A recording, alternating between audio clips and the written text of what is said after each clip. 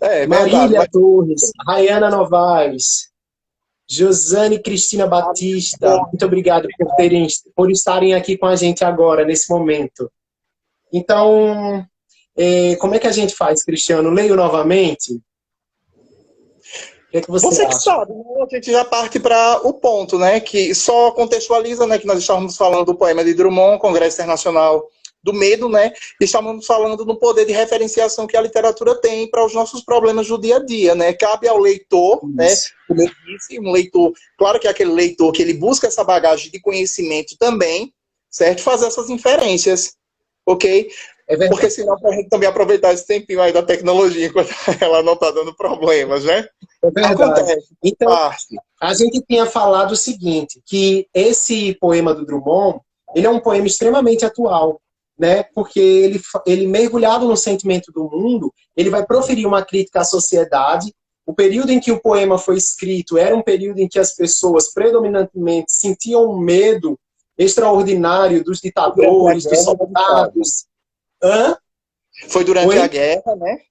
Foi durante a guerra, um período de guerra, né? Então, de certo modo, o medo fazia parte do contexto daquelas Das pessoas, pessoas. né? Da vida daquelas pessoas. E aí eu falei que o medo traz esse sentimento de angústia, esse sentimento de tristeza, esse sentimento de insegurança. E a gente vive isso hoje, né? A gente vive, em virtude dessa pandemia aí do novo coronavírus, Enquanto a né? A gente literatura ela vive essa atualiza os incerteza. fatos, né? Exato, né? A gente vive essa incerteza, essa angústia, essa tristeza profunda, né? Que a gente não sabe quando isso vai acabar, quando isso vai parar. Então, o Congresso Internacional do Medo de Drummond é extremamente atual, né? Ele Nos traz traz essas aquele medo reflexões. que... Oi, Cristiano? Pode falar novamente. O áudio não tá muito bom, Cris. Eu estou Mas dizendo, enquanto... nos traz essas reflexões, né? Ah, exato. Então, eu falei que, por exemplo, o Drummond trata sobre o medo como algo imobilizador, como algo paralisador, né? Então, eu acho que a gente não pode se deixar tomar por esse estado de paralisação em virtude do medo. A gente tem que ser maior que ele, né? A gente tem que tentar aprender a lidar com ele para a gente poder evoluir, desenvolver mesmo. Então, o Congresso Internacional do Medo de Drummond é uma poesia extremamente atual. Eu e Cristiano escolhemos esse poema para iniciar a nossa discussão, que versa hoje sobre a importância da leitura literária. Por que ler os clássicos da literatura brasileira? Por que ler os clássicos da literatura sergipana? Então, assim, a gente escolheu esse poema. Quer falar mais alguma coisinha, Cris, sobre o Congresso Internacional do Medo? Ou a gente passa adiante na nossa discussão? Olha, para sintetizar, é exatamente isso, né? Que o escritor, quando ele se propõe a um determinado projeto literário em si, ou até mesmo escrever, como eu falei anteriormente, né? Claro que deve ter cortado, deve ter atrapalhado um pouco nesse sentido aí.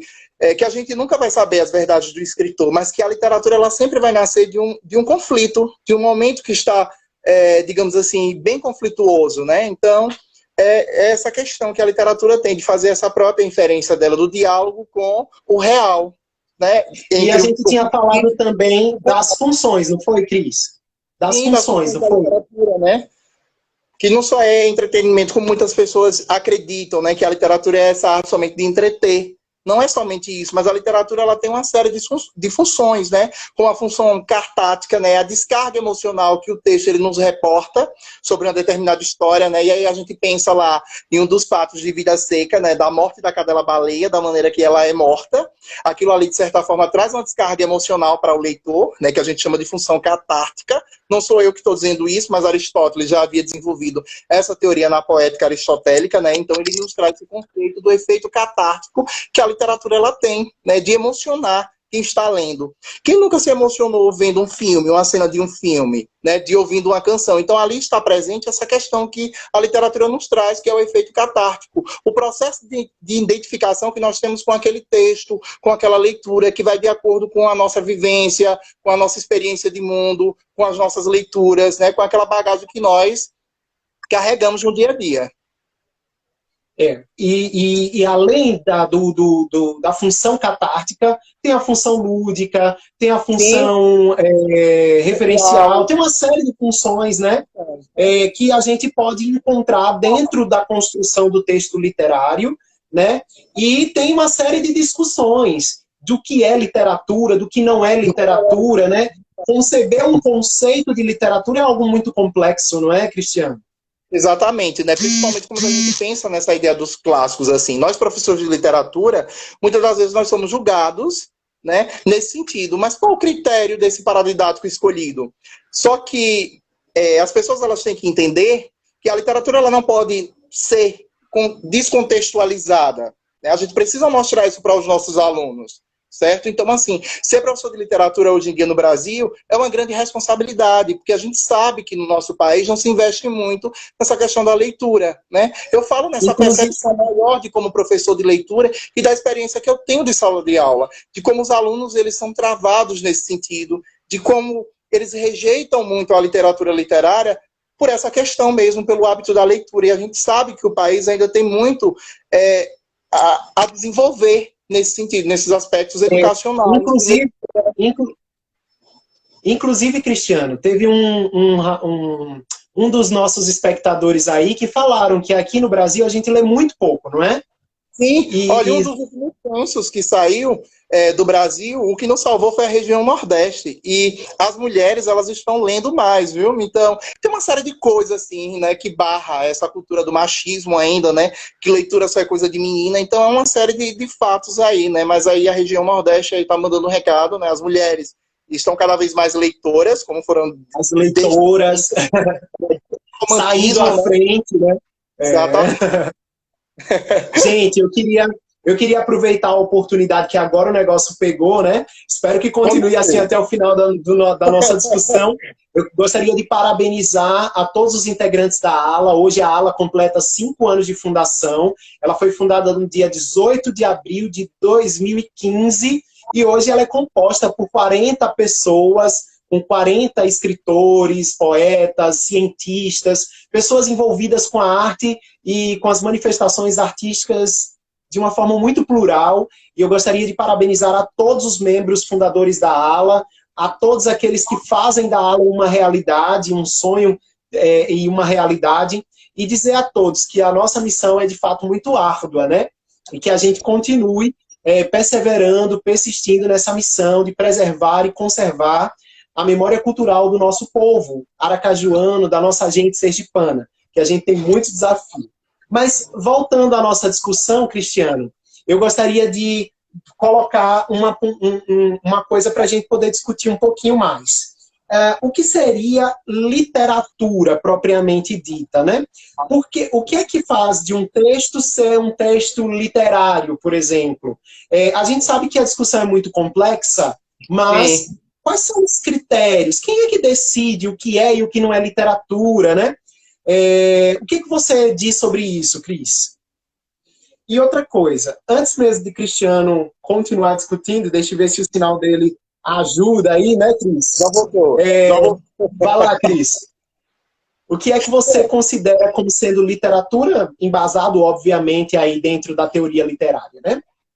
Bom, Gustavo, assim, como a gente tem esse conhecimento, isso serve tanto para a literatura quanto a arte em si, né? Se pensando nos moldes clássicos, existia esse padrão do belo, né? Que aí já foi algo discutido também por Aristóteles, também, essa questão Platão também traz esse posicionamento, depois nós temos outros teóricos, claro, tempos posteriores, né, como Tudorado, enfim, entre outros e outros escritores que trouxeram essas reflexões. Terry Eagleton, né, que é mais atualizado nessa concepção, em relação a essa definição de texto literário, né, que a gente sabe que é como se o texto ele passasse realmente por uma comissão e ele fosse julgado. Né, se uma determinada comissão, vamos pensar assim, uma parte mais elitizada, determinasse aquele texto preciso como literário, aquela arte como arte, aquilo ali seria considerado como tal. Né? Então, de certa maneira, vem a partir desse posicionamento mais elitizado. Só que a gente entende agora na contemporaneidade, né, que é algo mais vasto, né, essa concepção. nós não estamos aqui defendendo somente essa ideia, nós estamos aqui defendendo o papel da leitura, na verdade, né? Quando eu penso na leitura, eu penso numa coisa maior. Eu, como professor de literatura de leitura, jamais eu vou barrar meu aluno por estar lendo um determinado livro. Eu incentivo a leitura. Se aquilo é significativo para ele, por que não ele... Essa questão da leitura parte de um processo muito de identificação, certo? Claro que a gente já tem os clássicos, porque é algo moldado, como eu falei para você, então precisa dessa sistematização, até mesmo como meio de organização, assim como nós temos a gramática normativa, nós utilizamos o português, né, aqui do Brasil, que é diferente do português de Portugal, né, eu digo diferente nessa concepção de pronúncia de algumas questões, né, mas que a gente sabe que as particularidades, elas são tênues nesse sentido, né? Porque há as diversidades linguísticas, a gente entende isso também. Isso também serve para a literatura, porque ela parte de um processo da linguagem. Ela faz parte da linguagem, ela faz parte da cultura. Né? E aí isso me faz lembrar, por exemplo, o que Terry Eagleton fala. Ele traz a literatura como sendo uma escrita imaginativa, fictícia, Sim. né? Inicialmente na sua discussão, na sua reflexão. E aí ele diz que a literatura, ela se transforma e intensifica a linguagem cotidiana, aquela linguagem do dia a dia da gente, né? Ela transforma, ela ressignifica essa linguagem do cotidiano da gente. É a questão da identificação, né? Hã? É a questão do leitor com a identificação daquela linguagem, né? E assim, como essa linguagem também ela vai evoluindo ao longo dos tempos. Aí, muitas das vezes as pessoas, o clássico essa linguagem lá em 1946, o que isso me interessa agora? O que isso me interessa agora é a atualização que eu vou fazer daquele texto. Né? Drummond, por exemplo, publicou aí o Congresso Internacional do Medo em Sentimentos do Mundo durante essa questão da Segunda Guerra Mundial, mas que é algo que a gente pode trazer para a nossa atualidade. É a questão de você saber pensar e de como você pensar. Né? E a literatura, ela traz esses outros conhecimentos afins, né, como a reflexão. Na verdade, ela vai se atualizando, né? De acordo com as sucessivas leituras. Não é isso, Cristiano? De acordo com dentro das mais diferentes épocas, não é isso? Sim, exatamente, né? Nesse processo de evolução cultural. A linguagem, ela passa por esse processo de acordo com as necessidades de cada comunidade, de cada sociedade. E aí nos vem o que? A ideia de pertencimento, de identidade. E como tantos textos literários, eles são referenciais. Para a construção e a consolidação da nossa própria inferência, como leitor de mundo também. Exatamente. E aí o Eagleton, ele fala sobre a literatura como uma linguagem do estranhamento. Porque, de certo modo, o texto literário, ele causa esse estranhamento na gente, né? O modo como ele combina as palavras, o modo...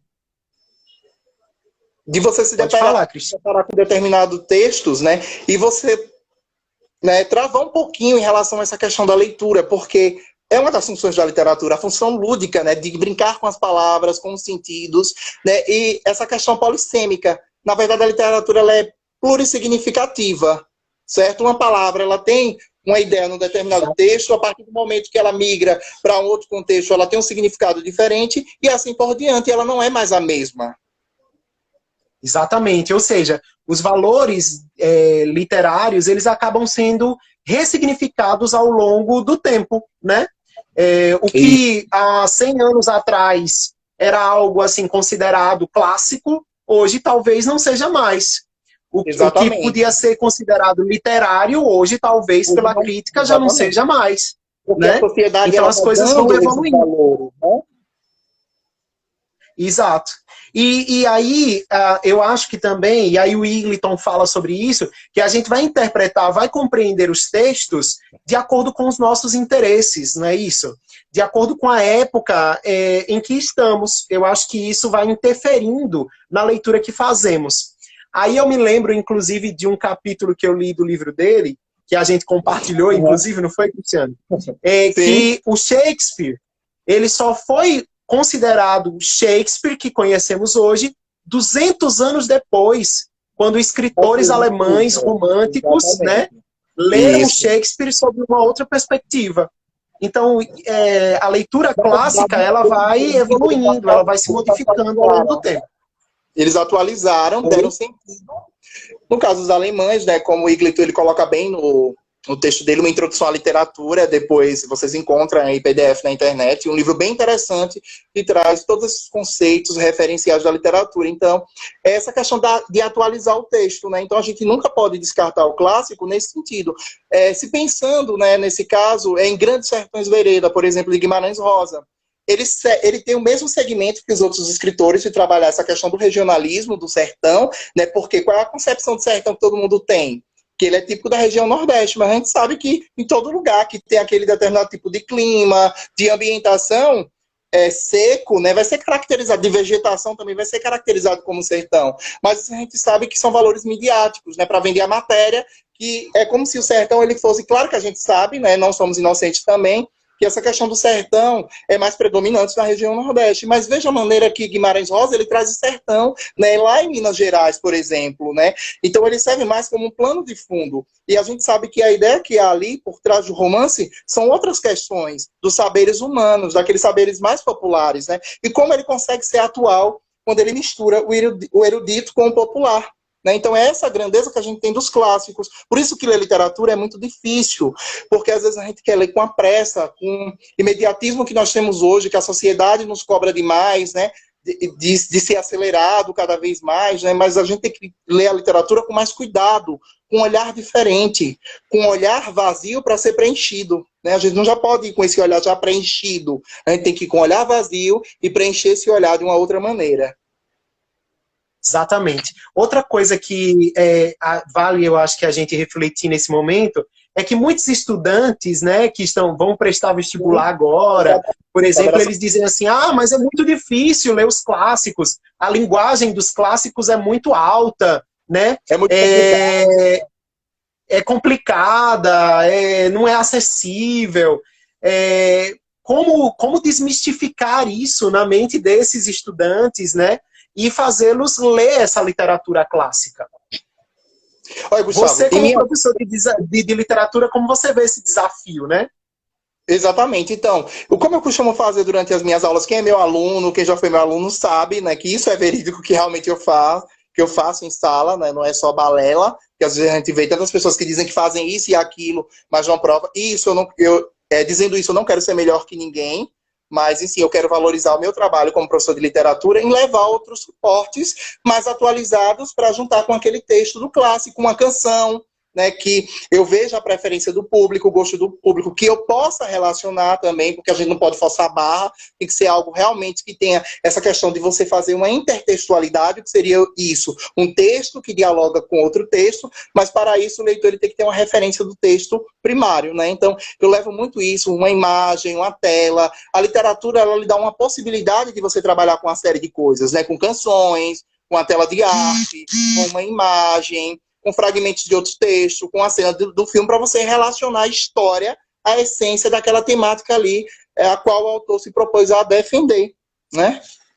Então é por aí. É aquela leitura mais ampla, né, Cristiano, de mundo, tomando a literatura como ponto de partida e também permitindo que outras linguagens convirjam para o mesmo ponto, né, de discussão, de reflexão. Eu acho que a literatura é uma arte riquíssima nesse sentido, que ela lhe permite diferentes perspectivas de leitura, diferentes perspectivas de compreensão de mundo, não é?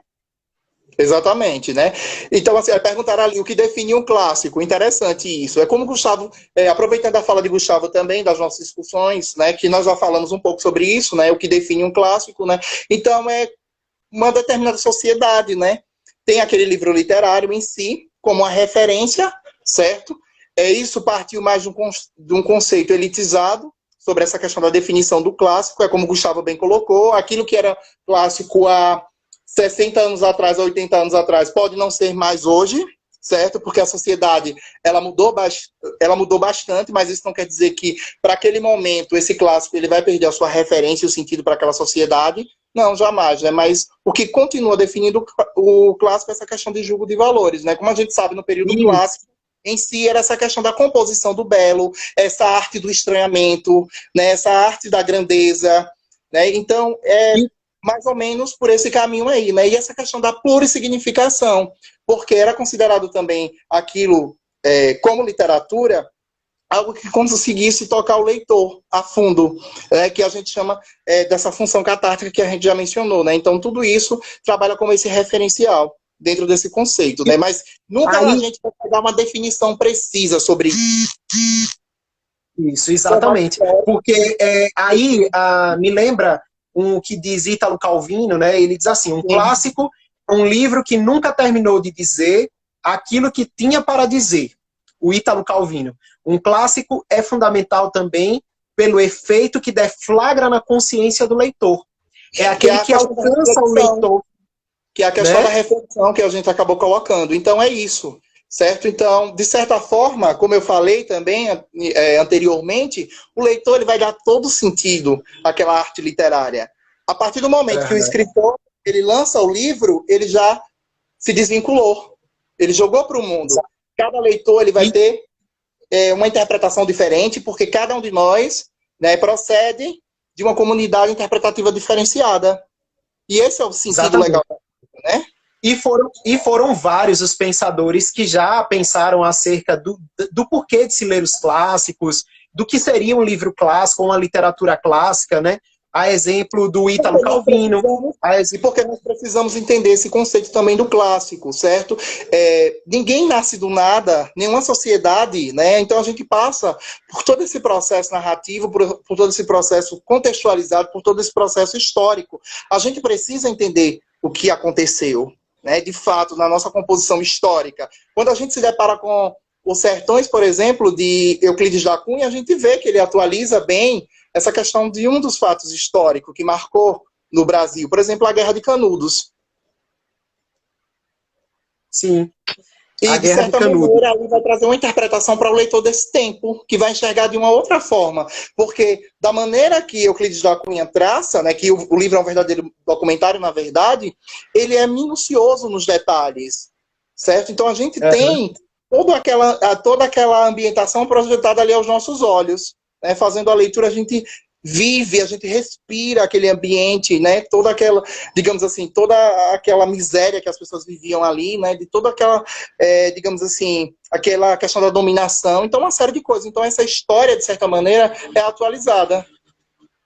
Exatamente. E aí, a gente pode pensar assim, por exemplo, por quê? Por que ler essa literatura clássica, né? E aí há quem diga que esses livros da literatura clássica são indispensáveis, há quem diga que eles afirmam que são o que há de melhor dentro do âmbito da literatura, né? Outros afirmam que são obras primordiais da humanidade. Oi?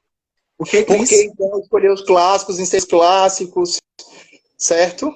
E parte até mesmo de um desconhecimento, porque a gente não pode chegar em uma sala de aula e ensinar a história da literatura. A gente tem que dar a literatura. Então, a gente precisa do clássico para contextualizar a história.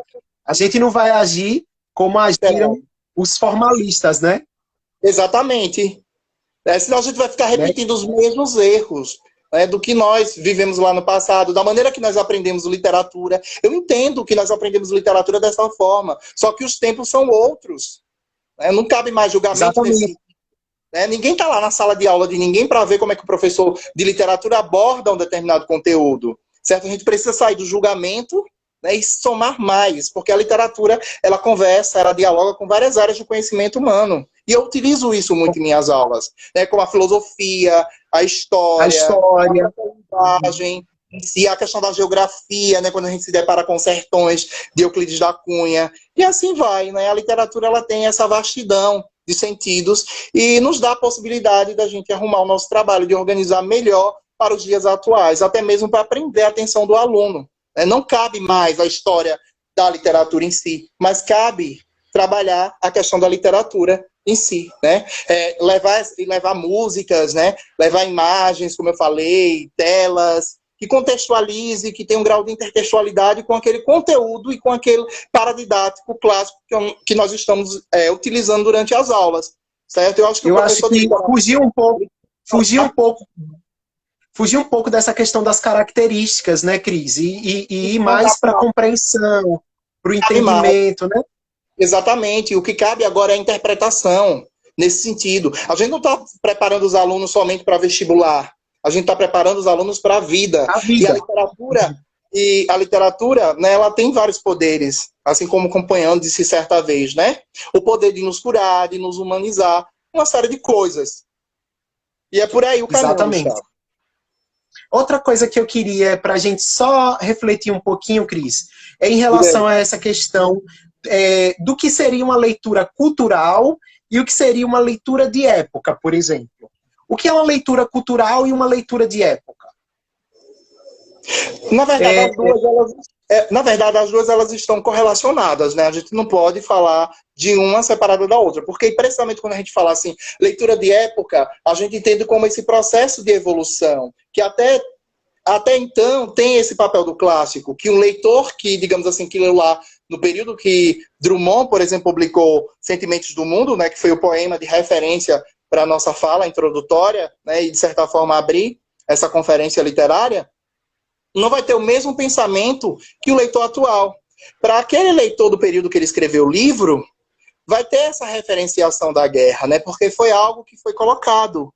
Mas para o leitor da agora, o leitor cultural, é aquele que, de certa forma, vai levar para o texto literário as suas experiências de mundo, as suas vivências. Né? E como é que isso...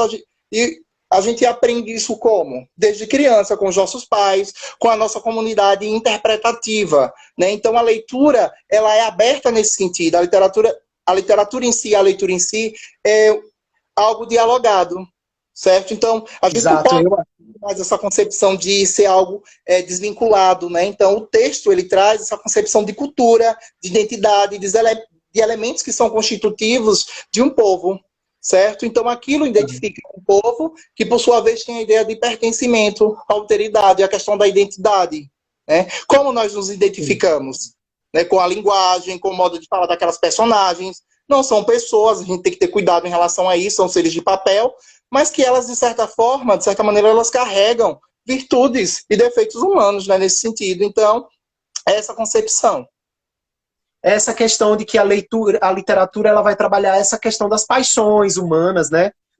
De um modo muito universalizante, né? Então, e outra coisa. Local, né? Aquela coisa colocal não existe, né? Uma literatura que é como se ela tivesse finalidade em si mesma. Claro que a gente sabe que alguns clássicos eles foram bem específicos, né? A gente não está descartando isso, nem desmerecendo jamais o papel do escritor. Quem somos nós? A gente sabe que temos literatura em si no nosso acervo que, claro que elas foram mais específicas, mais pontuais, de colocal, e isso foi significativo. Quando você se depara com Machado de Assis, ele, de certa forma, ele tem a sua fase romântica, ele tem a sua fase realista, embora muitas pessoas só conheçam Machado de Assis como sua fase realista, né? Memórias Póstumas, João Casmurro, e, de certa maneira, a fase romântica de Machado de Assis ela foi deixada de lado, certo? Mas ele é conhecido também como escritor romântico. Então, ler Machado de Assis, né, é ler toda uma sociedade, né? É ler um espírito universal. Então, a gente vê que é uma literatura que ela vai por esses caminhos. É verdade. E, às vezes, é claro que muito das nossas predileções. Então, todo leitor ele tem o direito de não gostar de determinado autor, de não gostar de determinado livro, mas isso não invalida ele como um clássico e isso não menospreza a importância dele, não é isso? Exatamente. De desrespeitar o clássico em si, desrespeitar o trabalho do autor, certo? Claro que sabemos que a crítica ela existe, né? Mas não para essa questão do menosprezo, porque aí a gente já parte para um outro quesito. Não é verdade?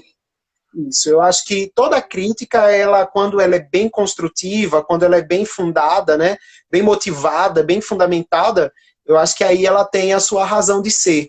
Agora, quando a crítica passa a ser destrutiva, né, de menosprezar, de negligenciar o trabalho do autor, aí eu acho que ela já perde um pouco a sua razão de ser, porque a partir do momento em que a gente nega uma determinada obra, eu acho que a gente acaba por reforçá-la, né? Exatamente. E negar o nosso passado, né, Gustavo? Eu acho assim, como eu falei para você, nós precisamos do passado para entender porque nós estamos de tal forma no momento presente, né? Eu acho que a literatura, ela é o caminho nesse sentido, para a gente ver a evolução dessa questão da cultura mesmo, de pensamento, né, de nos situar no espaço no qual nós vivemos, né? Eu acredito que a leitura ela é modificadora. Infelizmente, o nosso país, como eu disse para você, né, que em relação ao incentivo da leitura, né, nesse quesito, é pendante ainda, né, deixa muito a desejar, certo? É um trabalho a longo prazo, é um trabalho árduo, né, sobre essa questão, mas não é impossível. Cabe a nós, professores de literatura, plantar a sementinha. Eu tenho certeza que nós conseguiremos formar, nem que seja um aluno leitor. Isso despertando essa sensibilidade em dentro do número, sei lá, de 40 estudantes, a gente já está cumprindo a nossa missão, né, de fomentar a leitura, de despertar essa sensibilidade para a literatura. Eu acho que a gente cumpre a nossa missão, né, de incentivar. Eu acho que nós, brasileiros, lemos muito pouco mesmo. E como você falou no início da nossa live, né, as mulheres têm lido bastante, têm dado uma aula, né, de como se tornar um leitor, de fato, né?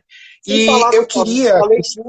Sem falar que a leitura em si melhora a nossa escrita, a aquisição vocabular, né, precisamente, porque tem questões ortográficas, né, regras de ortografia, que, infelizmente, a memória, nesse sentido, ela é fotográfica mesmo. Se você não tem contato com determinadas palavras que não estão dentro da regra ortográfica, você nunca vai conseguir, digamos assim, escrever bem nesse quesito, vai ter dificuldade de conteúdo, tá aí a prova, né, as redações do Enem, certo? Então a gente vê toda essa questão que esse posicionamento e força de vontade também tem que vir dos estudantes, certo?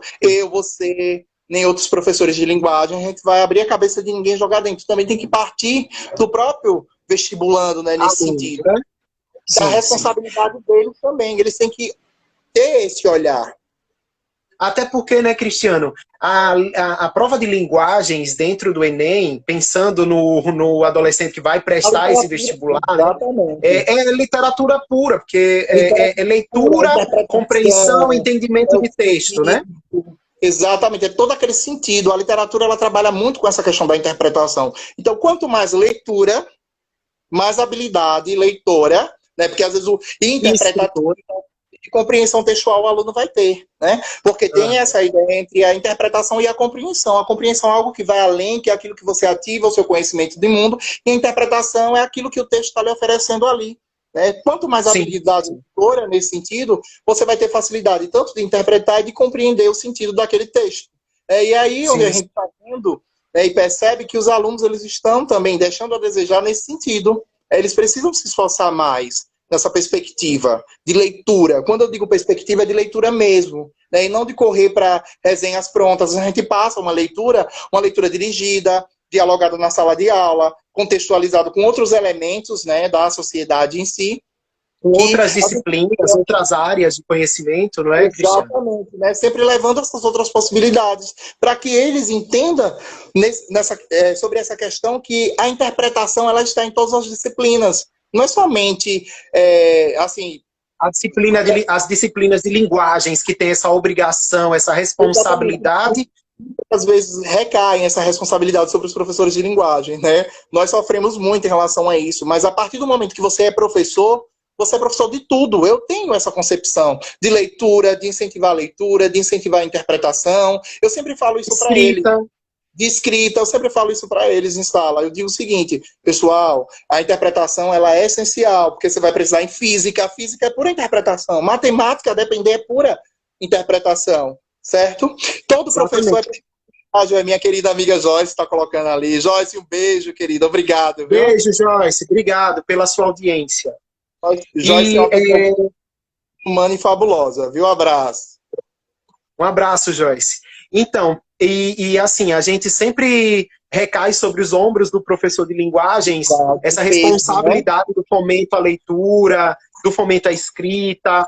E como diz Jane Guimarães, nossa espectadora, membro da Academia de Letras de Aracaju também, parabéns para nós, Jane.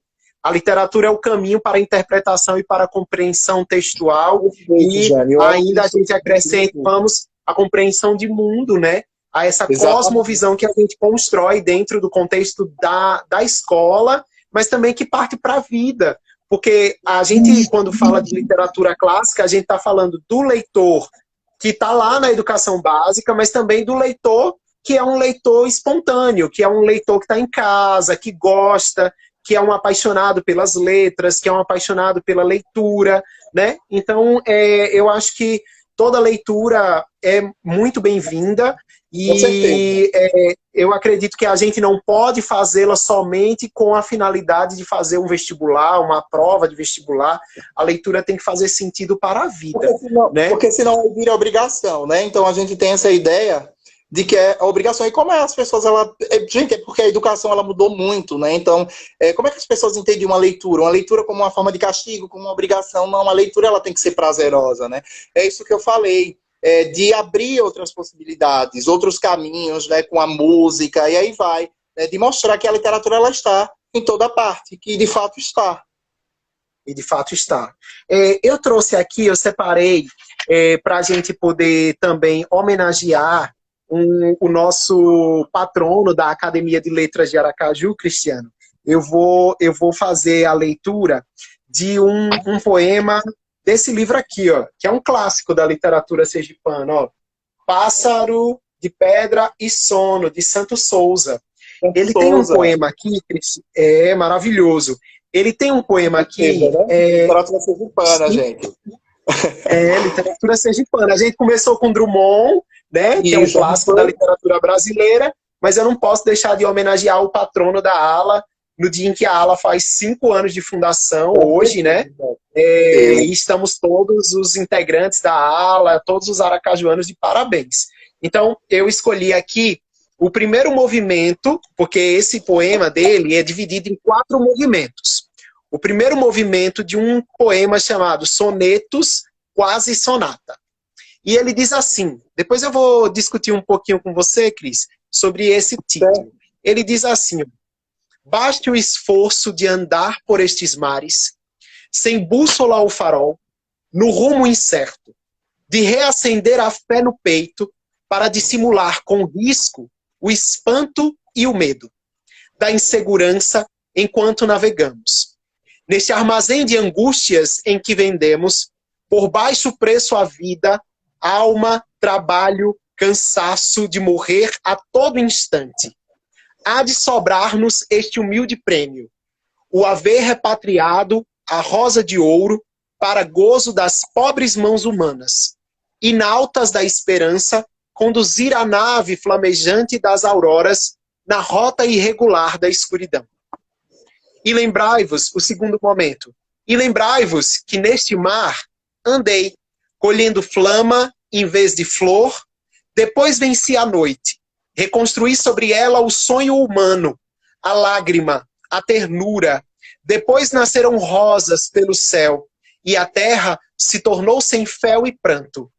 Vi o esforço do tempo edificando a engrenagem da seiva e das raízes. Depois o anjo de paz, da paz, sorrindo, veio pousar em minhas mãos. E recompus o espaço, abrindo estradas ao futuro, e fundei vosso reino, um reino livre, de fronteiras de ódio ameaçando a liberdade aos pássaros e aos homens. Esse poema, ele é composto de 4 movimentos. Eu li 2, o primeiro movimento e o segundo movimento. E só para, de uma certa forma, homenagear o nosso patrono, o patrono da casa, né? O patrono da ALA, que a gente também chama a Academia de Letras de Aracaju como a Casa de Santos Souza, né? Que é o nosso patrono, o patrono do nosso movimento. O título diz assim, Soneto Quase Sonata. Né? O soneto, ele é um poema de estrutura clássica, né? Isso. Que foi, na verdade, criado e estabelecido por Petrarca, né? Lá na antiguidade, e que vem até os dias de hoje sendo cultivado por grandes escritores, grandes poetas. O de Vinícius de Moraes, né, que ele foge o segmento, né, o modernismo, para trabalhar essa questão da composição do soneto. Né? Então, Vinícius, ele utiliza, né, muito bem essa questão, né, a utilização da estrutura clássica do texto poético. Né? Ele mantém isso vivo. Exatamente. E o soneto... Também, né? Essa representação aí em Santos Souza também, um grande escritor sergipano, certo? Publicou vários livros também. As pessoas, elas... Foram 20 livros, 17 livros. Era um homem de Riachuelo, negro, pobre, que teve uma condição de vida super humilde, a mãe dele lavava roupas, né? E ele foi uma criança sonhadora. Ele foi um prático de farmácia e um autodidata, aprendeu grego, aprendeu latim, legou à cultura sergipana 17 obras magníficas. O Santo Souza é uma referência para todos nós, não é à toa, né? Ele é uma referência porque ele venceu barreiras, venceu o preconceito racial, o preconceito época, de classe. Como outros escritores também, né, do período em si, né, e que de certa forma ele se utilizou dessa literatura como subterfúgio. E o mais interessante das características da poesia de Santos Souza é essa questão da poesia sacra, né, como ele traz essa nossa via crucis do dia a dia, essa luta pela sobrevivência, né, o pão nosso de cada dia, como isso é tão demarcado, essa briga milenar entre o bem e o mal, como ele traz essa questão dessa humanização a partir da literatura dele, da poesia dele, né? Como ele nos deixa ver esse espelho da humanidade, a partir da sua espiritualidade e da sua religiosidade. E ele, mais do que ninguém na literatura sergipana, trabalhou uma literatura muito voltada e que remetia muito à literatura clássica, à literatura órfica, né? O orfismo é muito forte, muito marcante na poesia de Santos Souza. Oi? Que é essa característica do bem e o mal, religiosidade, né? E aí vai.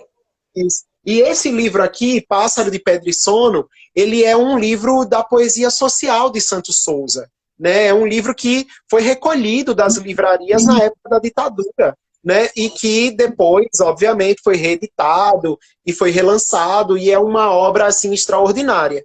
Então, eu não podia deixar de lembrar de Santos Souza, que é um clássico da nossa literatura sergipana. Eu acho que vale muito essa lembrança. Eu também trouxe um outro autor aqui para a gente lembrar, que também é da literatura sergipana, aproveitando essa ocasião em que nós estamos também completando 200 anos de Sergipe, né? 200 anos aí do processo de independência do nosso estado. E aí a gente teve Tobias Barreto como um dos principais nomes, né, da literatura abolicionista, da literatura da terceira geração romana. Ele é bem importante, essa questão da escravidão, esse retrato de época, né, como todo mundo sabe, o Brasil foi o último país a abolir a questão da escravidão, e Tobias Barreto, ele foi realmente um defensor disso, né, ele traz isso na sua via poética. É bem importante também a gente estar relembrando esses escritores de nossa terra, né, não é somente no sentido... Exatamente. E esquecer um pouco da nossa literatura também, né, que nos compõe, que traz, de certa maneira, a nossa identidade, né? Então a gente não pode deixar de falar nisso, sobre isso. Exatamente. É literatura clássica também, né, Cris? E assim, falar da literatura brasileira, da literatura universal, sem conhecer a literatura sergipana, é quase um sacrilégio. Né? Eu acho que a gente tem que conhecer a literatura local. Nós temos escritores geniais, maravilhosos. Né? Que lançou seu livro, tem um livro aí dele recente, certo? Assim, outras obras deles, né? Dele, que foi tão significativa. Temos a Lina Paim também, né? Com a questão da militância feminina, que a gente chama de romance de instrução, de romance de formação, né? Dá essa Anúbia Marques também, né? Que com as suas poesias belíssimas. E por aí Exato, com seus pontos, né? E aí eu trouxe Gênio da Humanidade, um fragmentozinho de Gênio da Humanidade, para que a gente possa entrar em contato com essa literatura clássica sergipana, que eu acho que vale muito a pena. Com certeza. Tobias Barreto disse assim: sou eu quem assiste às lutas, que dentro da alma se dão. Quem sonda todas as grutas profundas do coração, quis ver dos céus o segredo. Rebelde sobre um rochedo, cravado, fui Prometeu. Tive sede do infinito. Gênio, feliz ou maldito, a humanidade sou eu. Ergo o braço, aceno aos ares, e o céu azulando vai. Estendo a mão sobre os mares, e os mares dizem, passai, satisfazendo ao anelo do bom, do grande e do belo. Todas as formas tomei. Com Homero fui poeta, com Isaías profeta, com Alexandre fui rei. Travei-me em lutas imensas, por vezes cansado e nu, gritei ao céu, e que pensas? Ao mar, do que choras tu? Caminho e tudo o que faço, derramo sobre o regaço da história que é minha irmã. Chamo-me Byron ou Goethe. Na fronte do meu ginete brilha a estrela da manhã. Esse é Tobias Barreto. O cara brincou com todas as referências literárias aí, né? A gente percebe a tamanha intertextualidade, né? Que ele traz várias referências da literatura, desde a literatura clássica a grandes escritores universais aí, né? De conhecimento humano.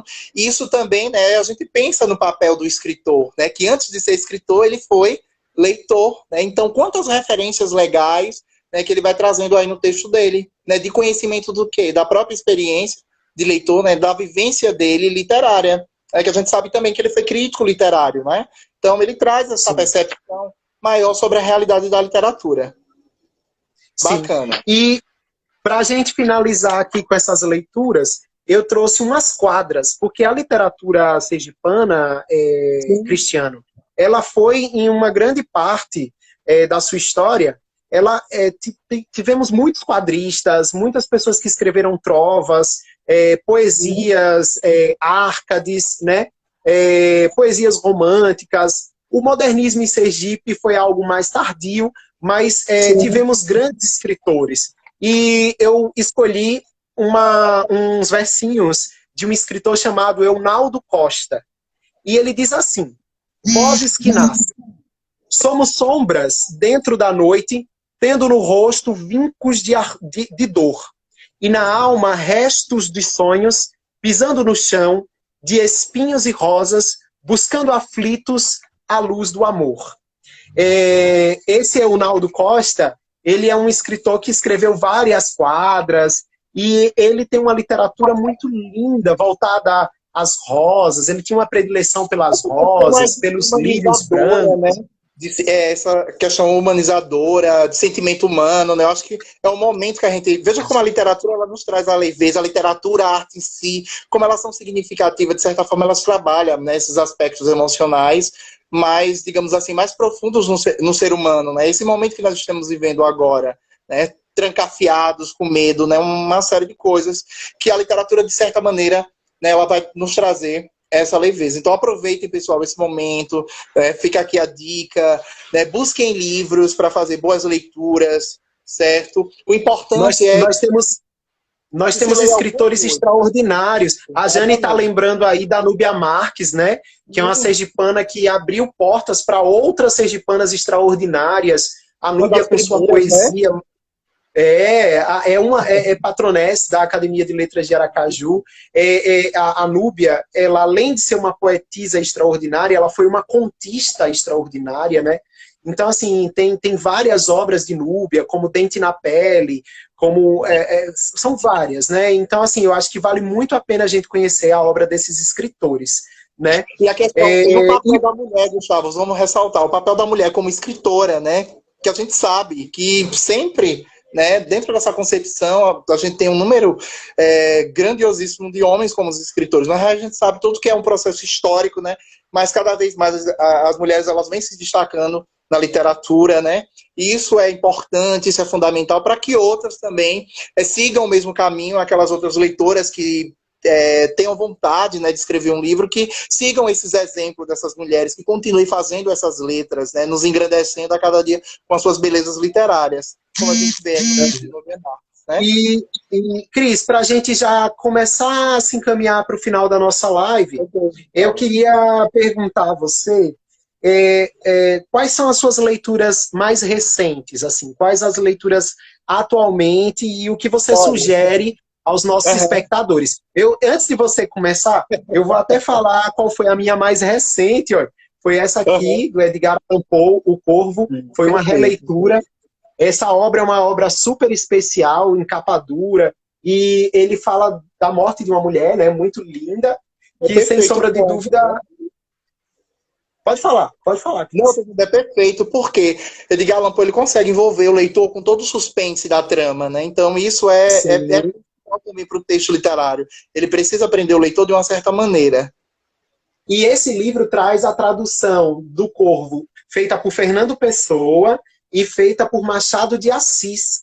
Então são duas traduções diferentes e que é muito válido, é muito legal esse livro, de Edgar Allan Poe, O Corvo. E você, Cris, o que é que você sugere? Bom, Gustavo, na verdade eu atualizei uma leitura que eu já tinha lido, na verdade, esse livro, Os Ratos, de Dionélio Machado. Eu até, não sei se eu tinha conversado com você sobre isso, que eu estava lendo, você até me perguntou também, né? Sim. Aproveitando o momento Sim. agora. E estava lendo também um livro de contos de Lima Barreto, para atualizar mesmo essa questão das leituras clássicas, né? Então, assim, o livro Os Ratos, de Dionélio Machado, ele é muito envolvente porque ele traz a trama de um personagem chamado Naziazeno, né? E Naziazeno, ele vive esse drama e esse conflito psicológico sobre a questão da dívida com o leiteiro. Então aí ele pensa, meu filho mais novo vai ficar sem o leite, né? Então é aquele pai de família, preocupado em colocar o pão de cada dia na mesa, o leite na mesa para o filho, que não pode faltar. E ele é muito preocupado com essa família, além da questão ética, né? E ao mesmo tempo o romance, ele faz um paralelo sobre essa ideia da sociedade atual, né? Porque o romance, ele faz parte já, ele foi escrito durante o período aí do romance de 30, né? Porque ele entra sobre essa questão social, né? Colocando Naziazeno como representante de outros Naziazenos existentes no Brasil, que luta todo dia para sobreviver, e de como o dinheiro, de certa forma, ele nos separa das relações humanas, né? Então, cada vez mais nós estamos ociosos pela questão do dinheiro, e nós estamos esquecendo outras questões mais humanitárias. Então, é como se o dinheiro, né, tivesse mais importância do que vidas, por exemplo, né? Então, a gente está meio que perdendo essa humanidade. E o livro, Os Ratos, de certa forma, ele traz essa reflexão para uma série de coisas que a gente está vivendo na sociedade. Então a gente não pode ser E o Dionélio Machado é um dos maiores expoentes da segunda geração do modernismo, não é isso? Exatamente. Ele está aí dentro desse contexto, né, de periodização literária, certo? Trazendo essa grandiosa obra, inclusive ele ganhou uma premiação na época, certo? Com esse livro, porque ele traz uma narrativa psicológica, ao mesmo tempo densa, né? Quando eu falo narrativa psicológica, é aquela tensão, é aquela intensidade mesmo de sentimentos que o personagem expõe, que aí a gente tem a questão do efeito catártico, né? A gente se sente comovido com Naziazeno, e o próprio nome do personagem é sugestivo, Naziazeno, né, que vem dessa questão de peregrinação, né, Nazaré, Jesus de Nazaré, nessa correria, né, em busca do dinheiro. No caso, ele quer a todo custo encontrar esse dinheiro, e ele faz uma série de coisas na narrativa para conseguir. Quando ele consegue esse dinheiro, que ele vai dormir, né, que ele se acha que está com a consciência tranquila, nada de tranquila, porque ele tem um sonho que os ratos vão lá e roem todo o dinheiro que ele tinha para pagar o leiteiro no dia seguinte. Então, veja como a literatura ela vai nos trazendo para essa realidade, né? Nos aproximando cada vez mais da nossa própria realidade, né? E dessa ganância e dessa ambição do homem, né? de perder, na verdade, a essência humana em prol do próprio dinheiro, certo? E quantos naziazenos a gente não vê por aí lutando, né, para sobreviver a cada dia com um salário mísero, né, no Brasil. Então, essa representação que a literatura nos faz. Porque a literatura, ela é transformadora, né, Cristiano? Ela Sim. nos humaniza, ela toca em aspectos, em temas, em discussões que são extremamente valiosas do ponto de vista tempo, né? do ponto de vista social, mas também do ponto de vista individual e humano, né? E veja quantos temas e quantas discussões, quantas reflexões maravilhosas a gente retira de todas essas leituras que a gente vai fazendo. E a literatura clássica é uma fonte inesgotável, né, de reflexões, de compreensão de mundo, e aprender com o passado para não cometer os mesmos equívocos no presente, no futuro, aprender um pouco com esses escritores, né, que, de certo modo, traduziram a sua angústia existencial, toda a sociedade onde viveram, né, o tempo em que viveram, através daquilo que escreveram e legaram à humanidade, né?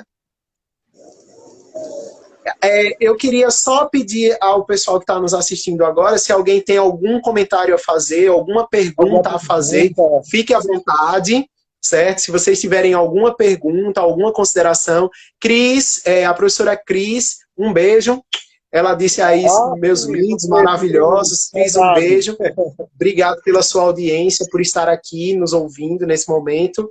A gente agradece a todos vocês que estiveram juntos com a gente. E, mais uma vez, Cris, eu queria agradecer a sua atenção especial, a sua gentileza. Muito obrigado. toda a sua partilha conosco nessa tarde de hoje e dizer que hoje foi, de fato, uma tarde muito especial que eu dividi com você aqui, porque, só relembrando, né, a Ala fez 5 anos, ela faz 5 anos hoje. Quando teremos outra? Ah, sim, vale a pena frisar isso. Teremos uma outra live falando sobre por que ler a literatura sergipana com o professor doutor Wagner Lemos, na quarta-feira. Meu amigo Wagner, né? Que eu já trabalhei com o Wagner, dividi disciplina, um abração. Isso, com o Wagner Lemos, vai ser na quarta-feira, às 20 horas, por que ler a literatura sergipana. A gente vai discutir um pouquinho sobre isso e dizer a todos que a gente teve assim, uma tarde muito especial. Boa noite, Betânia, seja bem-vinda.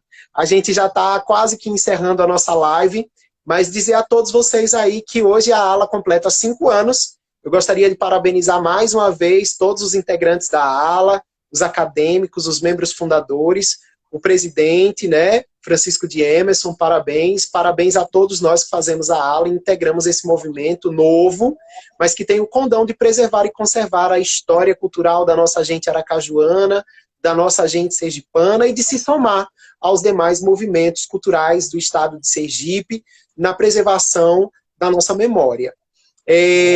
Uma coisa que eu queria perguntar a vocês, se alguém tiver alguma consideração a fazer, que faça, vontade, e a gente agradece demais. Cris, você quer falar mais alguma coisa? Bom, Gustavo, é isso, é incentivar mesmo as pessoas, né, que elas busquem mais livros, né, eu tenho certeza que todo mundo tem um livro escondido em casa, que comprou e não leu, né, aproveita esse momento de confinamento, né, que nós estamos confinados de certa forma, e façam a leitura de vocês, né, ler é importante, não é somente para a questão do vestibular, não é somente ler como essa questão de obrigação, mas ler para o nosso próprio conhecimento e a nossa própria reflexão como humano, né, para nos livrar até mesmo do processo de alienação. Então a gente tem que ter muito cuidado em relação a isso, a gente tem que ter senso crítico próprio, certo? Porque ninguém é um robô, né? E a leitura, ela nos dá essa liberdade, né? Essas possibilidades de termos essas nossas próprias reflexões.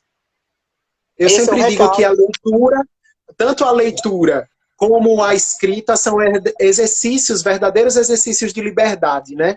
E eu acho que quando a gente lê, a gente não permite que outros falem por nós, pensem por nós, ajam por nós. A gente ganha uma autonomia.